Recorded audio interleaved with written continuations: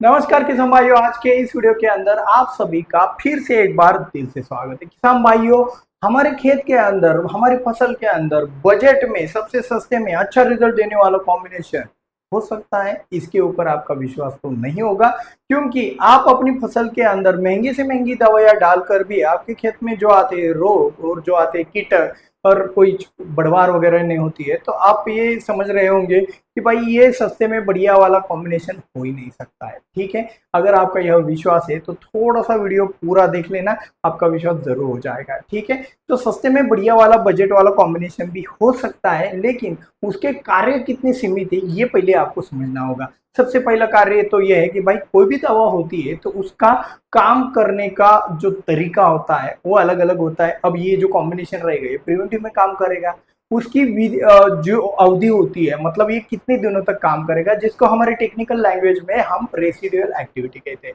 तो ये जो कॉम्बिनेशन रहेगा ये 10 से 12 दिनों तक ही काम करेगा। उसके आगे आप आज कॉम्बिनेशन डालोगे और एक महीने बाद रोग आ जाएगा, आप बोलोगे यार सर कुछ मजा नहीं आया। तो ऐसा चमत्कार यहाँ पे नहीं होता है। ये दवाइयाँ, ये साइंस, ये इसी तरीके से काम करता है और ये चैनल भी इसी तरीके से काम करता है।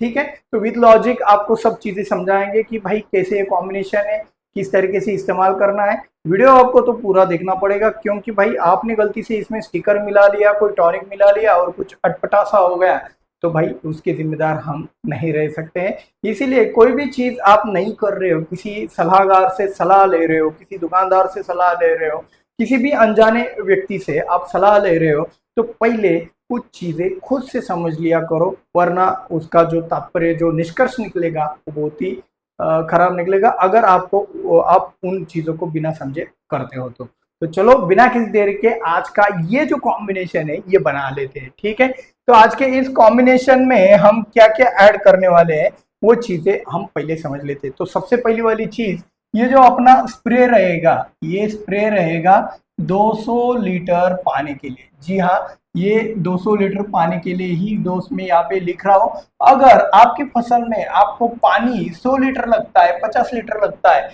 तो उसके हिसाब से आप जो कैलकुलेशन है वो कम कर लेना। अगर पानी ज्यादा लगता है, मतलब उदाहरण के लिए 400 लीटर पानी लगता है, तो डोज दोगुना करना है। अगर 100 लीटर पानी लगता है तो डोज हाफ कर लेना है। ठीक है, इस तरीके से आपको आपकी फसल में, ऐसा इसका अर्थ ये नहीं निकलता है कि भाई 1 एकड़ में 200 लीटर ही डालना है, कम भी लग सकता है। फसल की वृद्धि के हिसाब से, कैनोपी के हिसाब से आपको पानी कम ज्यादा भी लग सकता है, तो वो पानी कांस्टेंट रखना है और डोज कम ज्यादा करना है। ठीक है, और दूसरा एक और चीज मैं बता देना चाहता हूँ, बहुत सारी कमेंट इसके ऊपर भी आए थे कि सर जी वो जो घोल फटता है, जार टेस्ट करते हैं, मतलब उदाहरण के लिए मैंने यहाँ पे लिख दिया 1340 के अंदर चिलेटेड फेरस को मिक्स करना है। ठीक है, अब डुप्लीकेट है ओरिजिनल है ये पहचानने के लिए हमें क्या करना होगा?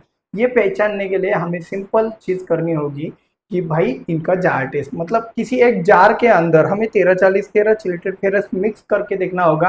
अगर वह दूध की तरह फटता है, मतलब जैसा दूध फटता है वैसे अगर हमारा ये कॉम्बिनेशन फट गया है, तो समझ लेना कि भाई कहीं ना कहीं पे गड़बड़ है। एक तो कॉम्बिनेशन खराब हो सकता है, मतलब कॉम्बिनेशन चलता ही नहीं और हमने मिक्स कर लिया, ऐसा भी हो सकता है। कई बार कॉम्बिनेशन अच्छा रहता है, ठीक ठाक रहता है, आप हर बार इस्तेमाल करते हो चलता है, लेकिन इस बार फट गया, तो उसके पीछे का कारण पानी खराब भी हो सकता है, मतलब अचानक से पानी खराब हो गया, हाई टीडीएस हो गया, वो भी हो सकता है। या फिर तीसरा वाला मेजर कारण हो सकता है, जो कि अभी आपको अगल बगल में भी दिख रहा है, डुप्लीकेट। जी हाँ, डुप्लीकेट के कारण भी ये जो दवाइयाँ फटने का कारण आपके सामने आ जाता है। तो आपको संभल कर सब चीजें करनी है, सब चीजें एनालाइज करके ही आपको आगे बढ़ना है। ठीक है, तो अभी स्प्रे 200 लीटर पानी के लिए हम कॉम्बिनेशन बना लेते हैं। तो सबसे पहली वाली चीज, कुछ चीजें आपको पुरानी लगेगी, क्योंकि भाई पुरानी चीजों में ही मतलब उसमें रिजल्ट अच्छा रहता है। नई वाली चीजें भी अच्छी है, लेकिन उसकी कॉस्टिंग भी बहुत ज्यादा है। ठीक है, तो सबसे पहली वाली चीज हम यहाँ पे क्या करने वाले हैं, हम यहाँ पे एक फंजीसाइड लेने वाले हैं। ठीक है, फंजीसाइड हम कौन सा लेने वाले हैं? एक ट्राइजोल ग्रुप का फंजीसाइड लेने वाले हैं, जो कि अर्ली ब्लाइट और लेट ब्लाइट के ऊपर ही काम करने वाला है। ठीक है, फंजीसाइड के साथ साथ हम यहाँ पे इंसेक्टिसाइड का भी इस्तेमाल करने वाले हैं। ठीक है, इंसेक्टिसाइड के साथ साथ हम इसके अंदर एक एनपीके भी मिलाने वाले हैं। ठीक है, एनपीके के साथ साथ हम एक पीजीआर भी मिलाने वाले हैं।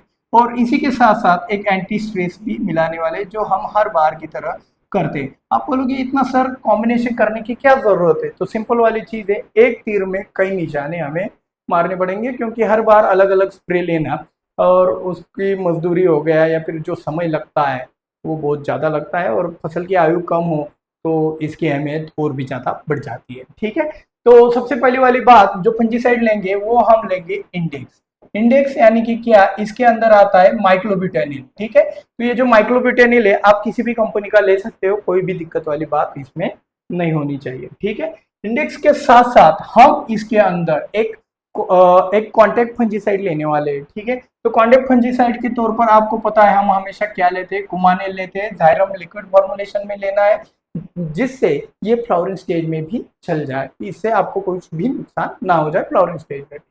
इसी के साथ साथ हम इसके अंदर, अब देखो फंजीसाइड हो गया, ट्राइजो ग्रुप का फंजीसाइड लिया है, इंडेक्स माइक्लोब्यूटेनिल, ट्राइजो ग्रुप का फंजीसाइड है। अब इसमें एक सस्ते में बढ़िया वाला इंसेक्टिसाइड डालना है, तो ठीक है, आप यहाँ पे अलीका भी डाल सकते हो।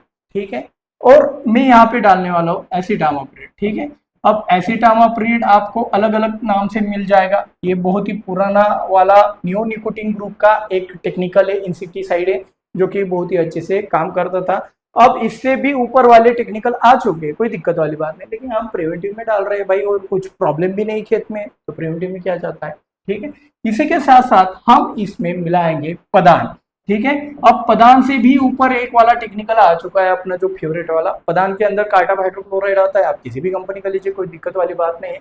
पदान की जगह पे यहाँ पे एसिटामाप्रिड के साथ आप एक दूसरा टेक्निकल ले सकते हो, अगर आपके खेत में कोई कीटकों का परेशानी होगा तो आप ले सकते हो लालविन, कृषि रसायन कंपनी का लालविन के नाम से मिलता है। थायोडिकार्प, थायोडिकार्प आपको किसी और कंपनी का किसी और नाम से भी मिलता है, वो लीजिए, कोई रिजल्ट में कोई बदलाव नहीं होने वाला है। ठीक है, तो लालविन भी आप इसके साथ ले सकते हो, पदान की जगह पदान निकाल दो, लालविन डाल दो। ठीक है, इसी के साथ साथ हम इसके अंदर लेंगे एक एनपीके, मैं यहाँ पे 13-40-13 का इस्तेमाल कर रहा हूँ। ठीक है, अब इसी के साथ साथ अब देखो एनपीके भी ले लिया, अब हम ऐसे पीजीआर लेंगे कि जो हर कोई अवस्था में काम करे, अच्छा काम करे। तो हम यहाँ पे एक ऑक्सीजन लेने वाले हैं, ऑक्सीजन के तौर पर हम यहाँ पे लेने वाले हैं 6BA, 6-बेंजील एडेनाइन। ये एक प्रकार का ऑक्सीजन है जो शूट चलाने का काम करता है, शेंडा चलाने का काम करता है। अगर आपको लगे कि आपकी फसल में शेंडा नहीं चलना चाहिए, शेंडा रुकना चाहिए,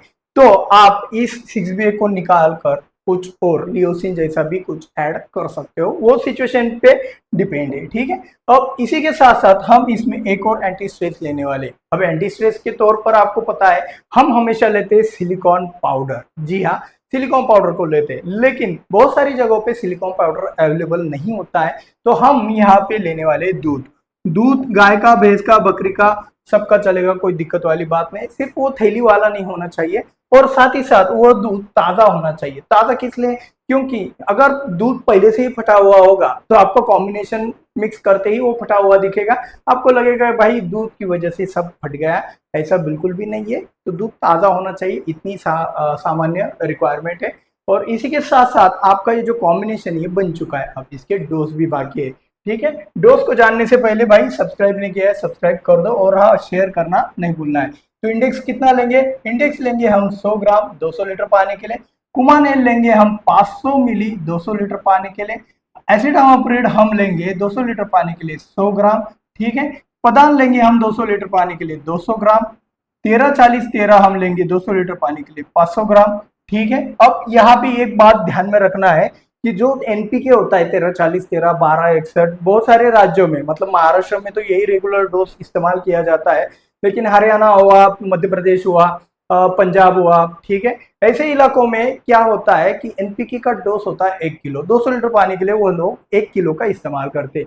यहाँ पे उन लोगों के लिए एक सूचना यह है कि भाई हम हेवी कॉम्बिनेशन बना रहे हैं, मतलब बहुत सारी दवाइयाँ एक साथ मिला रहे हैं, तो वहाँ पे कुछ भी हाइपर डोज वाली चीजें हमें नहीं लेना है, जो रेगुलर डोज है उसी को लेना है। इसीलिए इस बात का भी ध्यान में रखें, 13-40-13 आपको 500 ग्राम ही लेना है। साथ ही साथ आपको स्टिकर का इस्तेमाल नहीं करना है इस कॉम्बिनेशन में, क्योंकि कई बार स्टिकर की वजह से क्या होता है, दवाइयाँ पत्तियों को अत्यधिक मात्रा में चिपक जाने की वजह से वहां पे केमिकल बर्न होता है और वो हिस्सा जल जाता है, जिसे हमारी टेक्निकल लैंग्वेज में हम कहते हैं स्कॉर्चिंग। ठीक है, तो ये स्कॉर्चिंग ना आए तो स्टिकर भी आपको मिक्स नहीं करना है।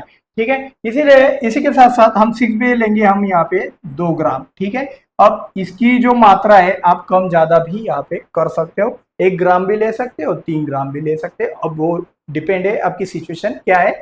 ऑक्सिन जो होता है, पीजीआर होता है, उसका डोज आप कम ज्यादा कर सकते हो, उसमें कोई दिक्कत नहीं है।